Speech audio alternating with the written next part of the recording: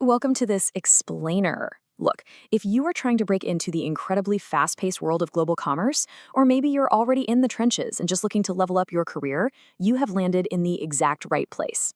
Today, I'm going to step into the role of your personal industry mentor to walk you through the ultimate supply chain management career playbook. We're going to bridge that gap between textbook theory and the high-stakes reality of the interview room. We'll explore exactly what hiring managers are hunting for, the specific metrics that actually define success, and how you can position yourself as the absolute ideal candidate. So let's get you ready to take charge. Okay, let's dive into this. Here is our agenda. 1. Core concepts of supply chain. 2. Critical KPIs you must track. 3. Scenario-based interview strategies. And 4. Dressing for SCM interviews. Section 1, Core Concepts of Supply Chain, Demystifying the Foundation. To maximize customer value, you absolutely need efficiency. And one of the most critical concepts you've got to be able to articulate in an interview is just-in-time, or JIT inventory. Basically, JIT is all about precision. It's about aligning your raw material orders directly with your production schedules. Now, why does this matter so much? Well, because inventory just sitting around in a warehouse, that is literally just money gathering dust. JIT trims the fat. It keeps capital moving, which proves to a hiring manager that you're not just operational, but you are a highly financially aware candidate. Next up, we have a crazy phenomenon known as the bullwhip effect. Now, what's really interesting about this slide is it's kind of like a giant game of telephone, but with inventory. Think about it. A retail customer buys just a few extra units, right? That small shift causes the retailer to slightly overorder from the distributor, who then overorders from the manufacturer.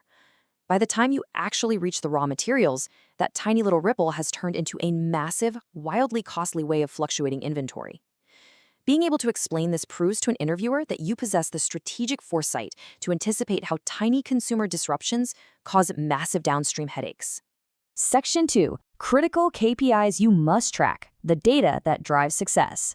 Okay, supply chain logistics can be super tricky, but tracking the right numbers is exactly what separates the average chains from the truly elite ones. I really want to anchor our discussion in this reality check, right here, 11%. Across the entire industry, average logistics costs eat up around 11% of total sales, and experts consider that number way, way too high. I mean, it's essentially an 11-cent tax on every single dollar you make before you even glimpse a profit. This is exactly why monitoring your KPIs is so incredibly vital. You've got to aggressively identify those weak links and drive that percentage down. And that brings us to the holy grail of those KPIs, OTIF, which stands for On Time in Full. It is exactly what it sounds like. It's ensuring that the correct quantity of goods arrives precisely within the agreed time frame. Especially for the retail consumer sector, this is absolutely foundational. Consumers expect to see the stock on the shelf. If it's not there, they're just going to buy from a competitor. Getting your OTIF metric right is arguably the single most important indicator of overall supply chain efficiency. Why? Because actually achieving it requires every single moving part of your network to be operating in perfect harmony. So the crucial point is understanding the nuance between these two major inventory metrics, ISR and DSI. The inventory to sales ratio, or ISR, is really a balance sheet metric. It compares your average inventory value against your net sales. If your ISR goes up, your investment in inventory is growing way faster than your actual sales, which is a huge red flag that you've got idle money just sitting there. On the flip side, days sales of inventory, or DSI, tells you how fast things are actually moving. It's the average number of days it takes your company to sell the inventory you have. A high DSI means items are hard to sell or just poorly managed. Distinguishing between these two in an interview shows you deeply grasp both the financial weight and the operational speed of your inventory. Section 3, Scenario-based interview strategies, acing the interview room. Modern interviews aren't just simple vocabulary tests anymore. Hiring managers want to see how you perform when the heat is on. So here is a classic high-stakes scenario you are almost guaranteed to face. The interviewer leans in and asks, imagine a key supplier has just gone bankrupt. Production is going to halt. What steps would you take? Make no mistake, they are actively testing your resilience here to see, do you panic or do you have a playbook ready to go? And this brilliantly illustrates the winning strategy. A truly prepared candidate doesn't just react, they rely on frameworks. First, you'd highlight that as a proactive manager, you'd already have contingency plans in place way before a crisis ever hits. Second, you tell them you'd immediately activate those plans by identifying your pre-vetted alternative suppliers. And third, to buffer that awkward transition period, you'd proactively increase safety stock for those critical components elsewhere in the chain. Boom! This kind of answer completely turns a disaster scenario into a powerful display of your leadership and foresight. Let's look at another super common simulation. They might ask, how would you deal with a bottleneck in the supply chain? Now, unlike a sudden bankruptcy, a bottleneck is an operational friction point. It could be a port strike, maybe a broken machine, or even just a software failure. The interviewer wants you to step right into the shoes of a proactive problem solver. How exactly do you untangle that knot? Let's move to and see how this builds.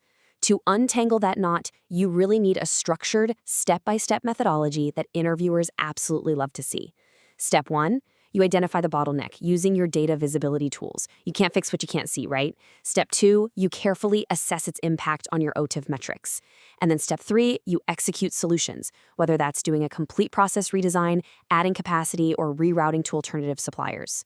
Walking the interviewer through a numbered, highly logical sequence like this proves beyond a shadow of a doubt that you are methodical, not just reactive. Section 4, Dressing for SEM Interviews, the Professional Polish. Listen, before you even open your mouth to answer that very first question, you've already made an impression. So here is a definitive visual checklist for your interview attire to ensure that first impression is absolutely flawless. Now, I know the supply chain industry can sometimes lean business casual day to day, but for the interview, lean heavily into the business professional standard. For men, this means a classic, well-fitting suit, think navy, charcoal, or black, with a matching tie and polished leather shoes. For women, a tailored suit or a modest knee-length dress with closed-toe flats or low heels. Dressing sharply isn't just about conforming to rules. It shows deep respect for the opportunity. And frankly, it heavily boosts your own internal confidence when you stride into that room. I want to leave you with this final provocative thought.